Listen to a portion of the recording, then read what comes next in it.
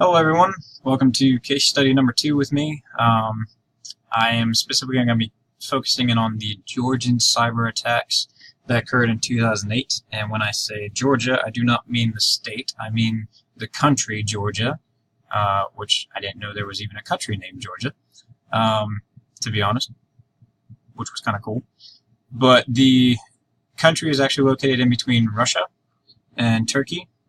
And then is located right in between the Black Sea and another sea towards the east.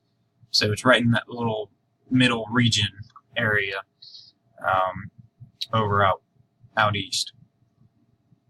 So just give you kind of a reference of what we're talking about when I mentioned Georgia throughout this whole entire presentation. That way you're not confused with the state itself.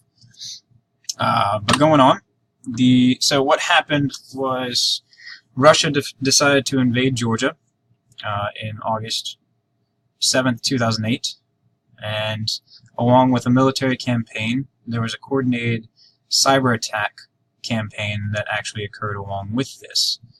The cyber campaign occurred in 2 phases. The first phase occurred on July 19th, so before the actual war and actually the invasion occurred in the actual war itself.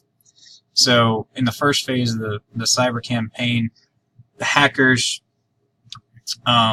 launched a DDoS attack, which is a cyber attack that attempts to prevent the use of a computing resource. So basically just takes over your computer and bogs it down to the point to where it just can't work. And these DDoS attacks were primarily carried out by botnets, which I didn't know what botnets were specifically, so if you don't know, this is what they are: a group of computers on the internet that have been infected with a piece of software known as malware. And malware is basically the stuff that corrupts your computer and is a way for hackers to find backdoors into systems to actually gain information and also use your computer the way that you don't want it to be intended to be used, and these hackers actually take control of it using malware. So that was the first phase. The second phase happened on August 8th, so the day after the Russian army invaded Georgia. And the second phase continued on with media and government websites being attacked, but along with this, financial institutions, businesses, and educational institutions, even Western media like BBC, CNN, and even Georgian hacker websites were attacked. So, including with the DDoS attacks, there was defacements of websites as well, specifically political websites, exemplifying graffiti and putting it on, putting pictures out there, basically likening the president at the time to Adolf Hitler and suggesting the fact that he was alike in comparison with him and how he was running the country. Along with this, an SQL injection, which uses a text field on a web page to directly communicate with the back-end database, which essentially gives the hacker total access to the database, including login IDs, financial transactions, or website content. So this is more of the stuff that we hear about a lot of times, where hackers go in and actually take people's IDs and get all their financial transactions that are occurring on those computers themselves, and then using them for their own personal gain in the end. But also with the second phase, several of the hackers utilized publicly available email addresses of Georgian politicians as well to initiate a spam email campaign, which basically just overruled their whole system and made it almost obsolete in a sense. So basically the overall goal of the actual attack in itself was to isolate and silence the country of Georgia.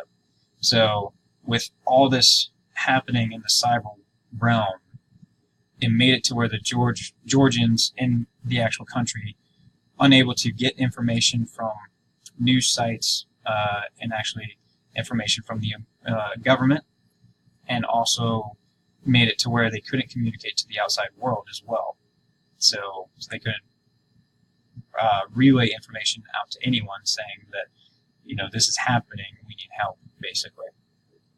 So it was very, very big psychological thing that happened, and it really, really faced, it really changed the idea of warfare at the time, let's put it that way. So the importance, why I chose this, and this is what really actually stuck out to me, and why I chose this topic in itself.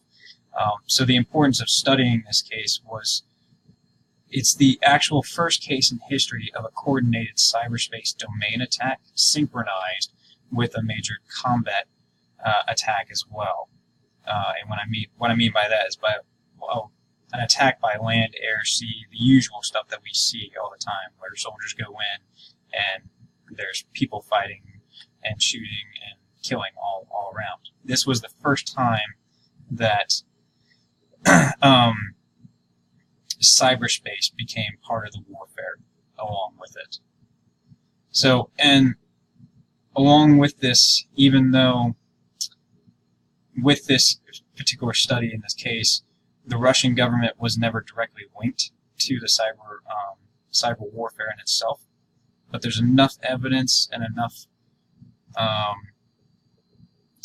resources, I guess you could say, to warrant a consideration of this type of warfare for future references. And this is why people refer back to this instance, because this is what we draw from to actually learn from this instance of what happened and how we can try to hopefully prevent this in the future.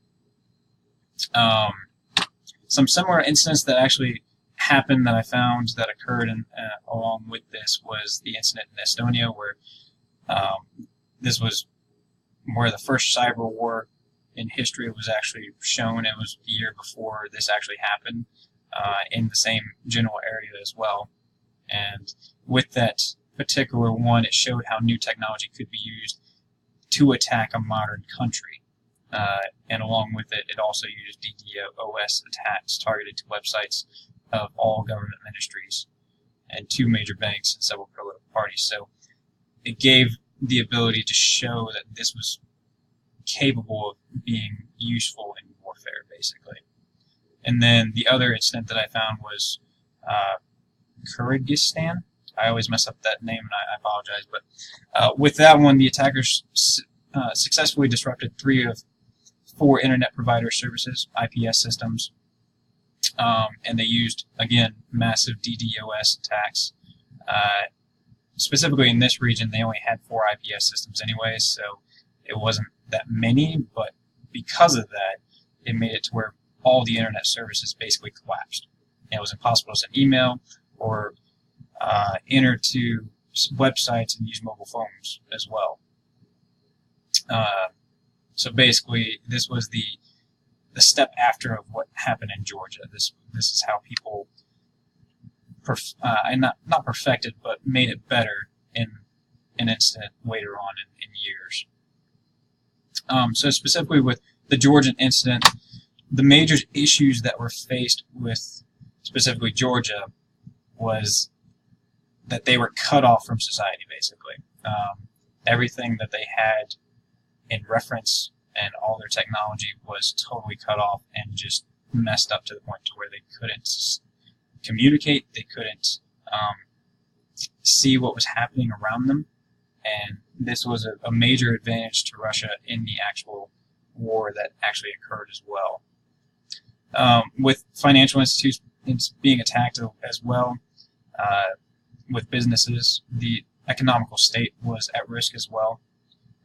Money was not available, and it was causing problem in the warfare as well. And then also propaganda to spread the chaos and misinform people as well, to lose faith in the government, in the Georgian government. So, I mean, these were the major issues, and it's warfare. So, I mean, this is all that warfare really tries to revolve around, especially nowadays. I mean, they go after certain main things to really take down a country in itself, and especially with a smaller country like Georgia, these types of attacks would, decimate a country if it's not handled properly. what was done well? In the end, all the Russian government, everything that they were trying to accomplish it wasn't actually achieved. So what happened was Georgia was able to finally reach out, and they actually called on to the United States, and we came in along with other certain countries as well to come in and relieve Georgia and help them against the Russian invasion, and also gave them economic stability as well. And then also government websites were restored, and also in the future, the United States as well provided financial help to the government as well, so that it could actually maintain its government in the end. The lessons learned is that the biggest thing was it's important to know an enemy's, or whoever it is that considers themselves an enemy of your state, their cyber capabilities in itself, because these really do play a part into warfare, especially nowadays, because internet is everywhere, and it runs a lot of different things in our society and infrastructure, and if those certain pieces of our country were attacked, then it could really hinder us in a war. Another thing to note was that commanders should not only consider security issues for military networks, but civilian networks as well. So the reason this was a lesson learned is because in the Georgian military, their networks were protected a lot better than civilian networks, but what happened was that all the civilian networks got attacked, and that was what caused more of the issue instead of just military networks in itself.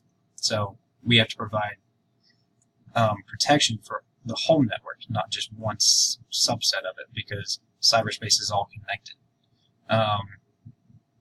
Another lesson was that a sudden blackout of cyberspace activities in a specific region may provide an indicator of a tactical or operational attack. So if we actually see this in future occurrences, it could be an indicator that there might be an attack on the horizon of someone maybe coming in to try to take advantage of the situation that's occurring or cause harm to a country that is trying to what's the word? I can't think of it. To get back on his feet, basically. Sorry. And then also the last thing to learn was the target's nation's the nation's hacker cyber militia is probably going to be the first one attacked, especially in this type of warfare, because they're the ones on the front lines of this, and it's also another indicator to us that somebody's probably trying to come in and attack a certain country in itself, and it's something that we can just draw upon and actually prepare for situations like this in the future.